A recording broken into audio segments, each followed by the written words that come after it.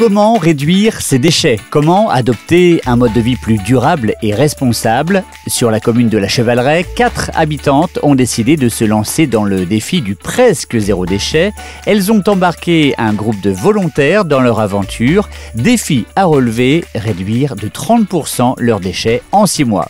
L'idée elle est venue suite à la projection d'un documentaire. C'était un reportage qui avait été diffusé à la télé. Un journaliste, en fait, il s'était lancé le défi de réduire les déchets de sa petite famille. Alors j'ai vu la projection du film en même temps qu'elle, avec d'autres personnes de la Chevallerais, et au final on s'est dit on peut pas rester sans rien faire, donc est-ce qu'on peut éventuellement un jour faire quelque chose sur la Chevallerais. L'autre fait déclencheur qu'il y a eu aussi, c'était la redevance incitative. Quand je me suis sentie obligée de réduire mes déchets par rapport à cette redevance. On se pose rarement du devenir de nos poubelles. Et là, quand j'ai pris conscience que c'était enterré, je me suis dit faut qu'on fasse quelque chose pour baisser notre impact. Alors chez moi, j'ai commencé par mettre un compost. Et puis on a un lapin, des cochons d'Inde, donc déjà ça réduit un peu nos poubelles.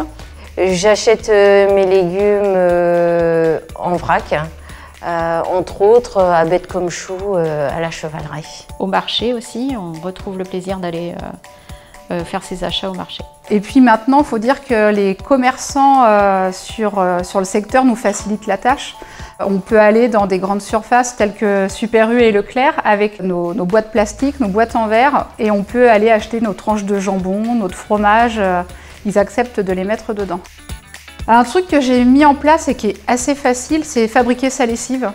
Mine de rien, c'est un bidon en plastique de 3 litres à chaque fois d'économiser. On utilise le même contenant et c'est beaucoup moins cher que d'acheter la lessive dans le commerce. Autre exemple, pour diminuer les petits déj emballés, je fabrique de la brioche en grande quantité, en une seule fois, 2 kg de farine. Et puis après, je portionne, je mets des parts au congélateur et on sort tous les matins. C'est réchauffé au micro-ondes, c'est très bon, c'est moelleux, mon fils adore.